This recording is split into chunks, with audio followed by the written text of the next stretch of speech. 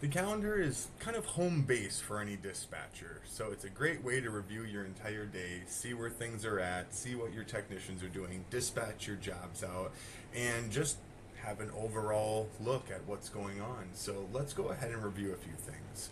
Obviously, accessing the calendar, you're just going to be clicking on our calendar button right here.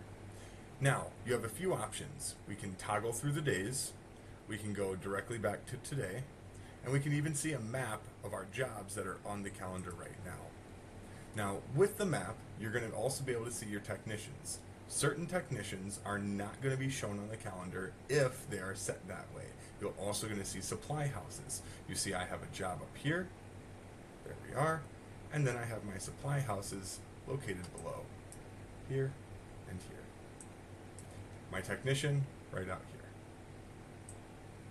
If I need a full map, we can do that as well. We can see all the details, and we can even zoom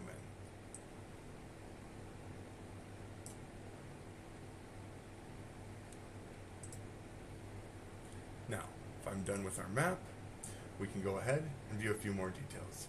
You'll notice it's got the date right here. We can also choose user groups. Now, you do need to set up your user groups for this, but I will be able to see something like service, for example, or we can select multiple options at the same time and apply that, and it's only going to show those who are in the service division. You can easily reset that by clicking off this or click the reset button. You can view by day, week, or month. If I wanted to go to month here, I could see where all my jobs were at. I could access specific days if necessary. We can jump right to a day on here. Let's say I wanted to view this. Here we are, Wednesday, July 9th, and take a look at this job. Jump back to today. We also have the option to view a summary. Now, summary is only going to be used if you do have a specific setting in your system for a certain number of jobs per day. It'll let you know how many of each one of those jobs per day you actually have scheduled. If those aren't set up, it's just going to show 0 out of 0. And we can also zoom in and zoom out to this. Once I zoom out, you'll see my calendar adjust a little bit there, and now I can see more of the day. I really don't need everything from 6 a.m., 7 a.m., or past, so we'll go ahead and zoom in just so I see what's pertinent to the business. There we are. Under show, you'll be able to show who's on call, show just your own events. If I click on that, you can see the calendar adjust so it's a vertical view rather than horizontal. And we can show dispatching here as well. I'm going to turn off to show all events and then show dispatching.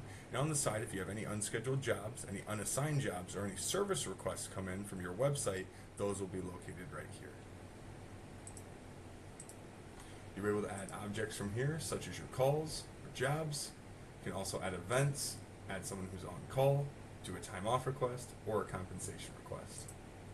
The calendar also has the ability to be unlocked, and you can adjust jobs. Now this job is closed down, so we cannot make an adjustment there, but if I were to add a job, and we'll put our test customer on here, and we'll say this is for sales, it's an estimate, save that. There we are, and I actually want to move that around. I'll unlock just to make sure I don't mess up and move it anywhere I don't want to if I'm just clicking around. And now I can put it on someone like Logan here. There we are. And lock that back up. That way we don't accidentally drag a job around and forget where it was. You also have the option to add your call from here and jump right into the call making process. Now if you would like to attach this directly to another calendar, we can actually pull a full company feed or a private feed from this as well, and you can input this into something like Google. If you have any other questions about your calendar, please reach out for training.